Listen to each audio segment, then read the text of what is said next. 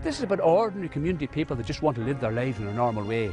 And once you put any type of obstacle there, these things have a tendency to take on a life of their own.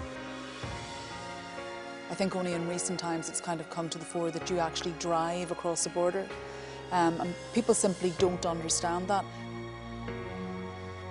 We have a long history of, crossing the border, and so we just want to trade the way we've always traded, and just to, let common sense prevail. We have got to ensure that we do this properly, otherwise a generation is going to be affected. Whatever happens with Brexit, it does not provide legitimacy for the use of violence.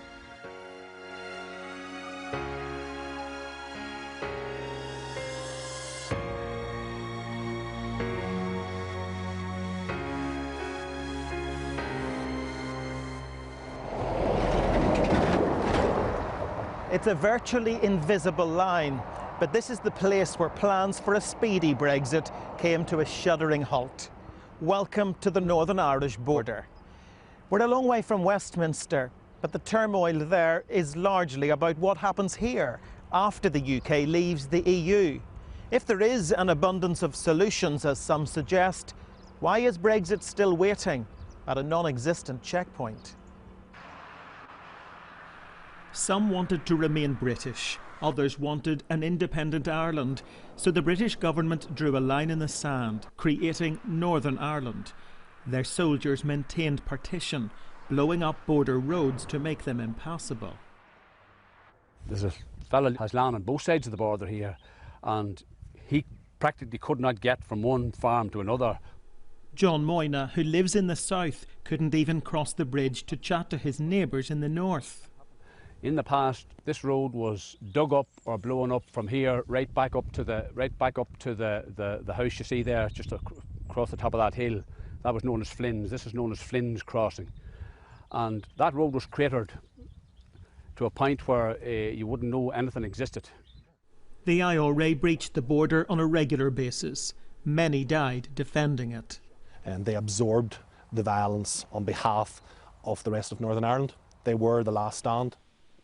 In County Fermanagh alone, 116 people were murdered, among them 3 brothers. One particular family in this area paid an extremely high price. It's the only case over the years of the Troubles where 3 brothers were murdered one by one. The IRA declared war on the Grahams, that they would wipe them out in the year 1981. So Ronnie was murdered on the 5th of June. Cecil was shot on the 9th of November, but then died on 11th of November on Remembrance Day. And then 4 years later, Jimmy Graham was murdered on the 1st of February 1985, having survived 2 assassination attempts in 1981. So they paid a huge price. It wasn't always about the politics of partition. Farmers just needed to get from A to B by the shortest route. In some places, they reopened the roads themselves. People called them the border busters. People took on themselves to make the changes. I can remember one particular Saturday or Sunday, and the army came out. There was rubber bullets fired, there was CS gas fired, there was complete pandemonium, and it's a miracle that nobody was killed or hurted. But that didn't deter people. People kept coming and kept attempting to open these roads. It is worn with pride at Dublin's Croke Park, but the Gaelic football kit is a cross-border production. With Spillane of goal in his mind, he might well do! He certainly does! And Killian Spillane blows this final wide open! With factories on both sides involved in the manufacture, players won't want to see their colours intercepted at the border. Cluxton, what a save!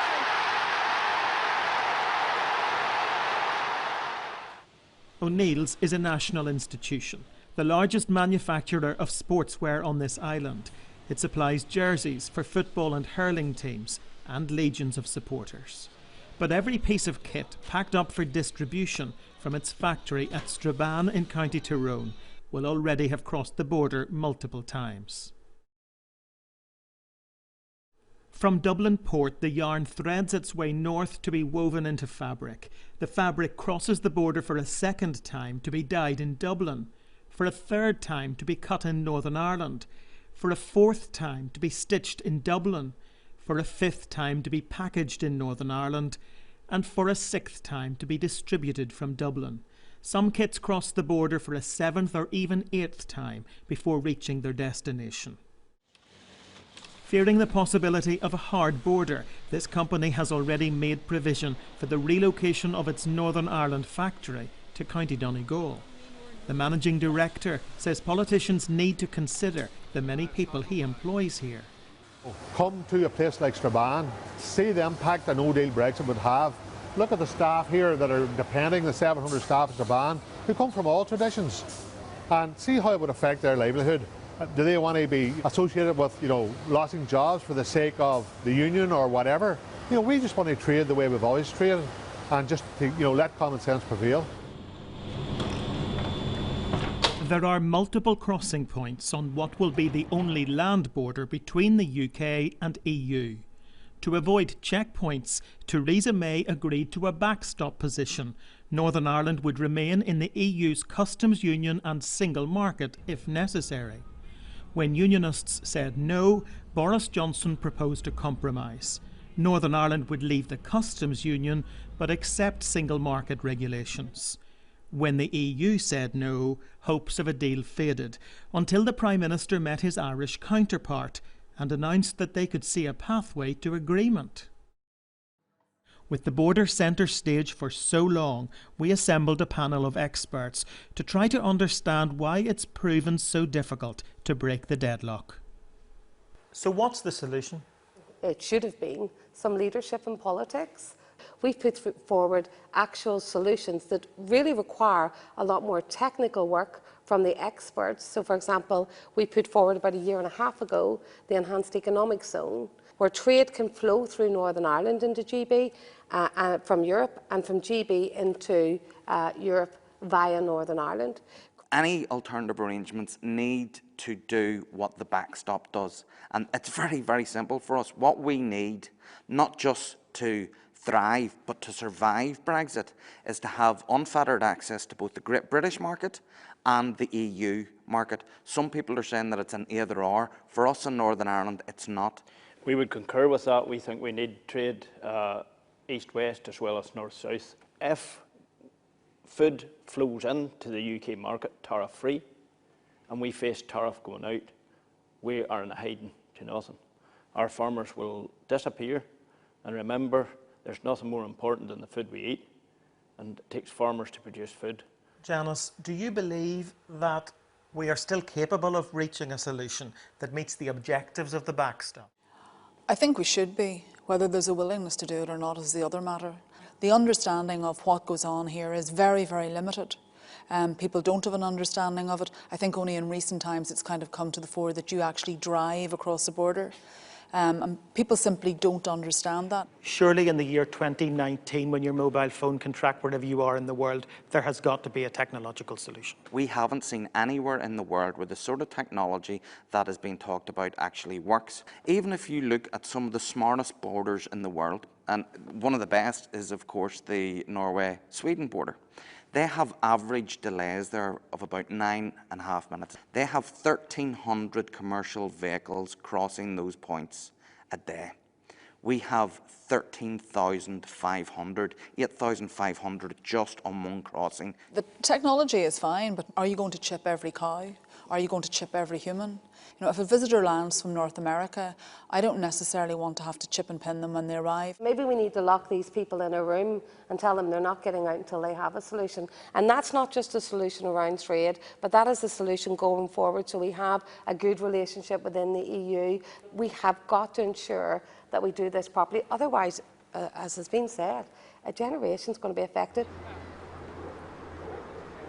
At Queen's University Belfast, they've been researching the border for decades. Dr. Katie Hayward says people in Great Britain don't always recognise its significance. It's so different here.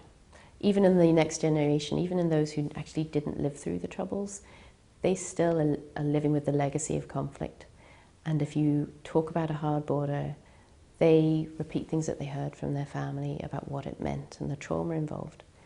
In the C.S. Lewis reading room, she explained why many people in Northern Ireland regarded talk of an easy solution to this problem as fantasy.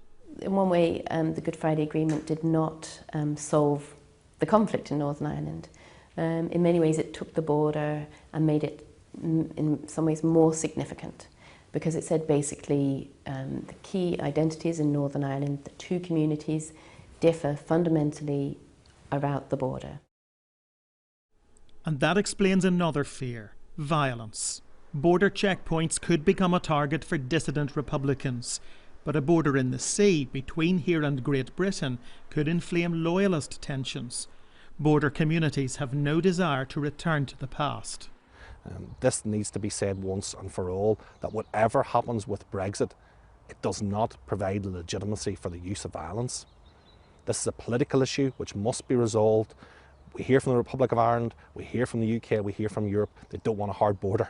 There isn't enough minds between those three parties to actually reach an accommodation. Of course there is, but there needs to be a compromise and a willingness to do the deal. This is about ordinary community people that just want to live their lives in a normal way. And once you put any type of obstacle there, these things have a tendency to take on a life of their own, and it would decimate. Like those cattle in Northern Ireland, the cattle up on that field up there are in the south. The practicalities of all this, how do you actually come up with a solution that these two things can work side by side? It would decimate communities. It's the subtle nature of this border that lets people identify as British or Irish or both. That was a key component of the Good Friday Agreement. Any change at this frontier, even for practical purposes, risks unsettling one community or the other. This has never just been about cross-border trade, important though that is. It's about the delicate balance, the historic compromise that brought this island peace.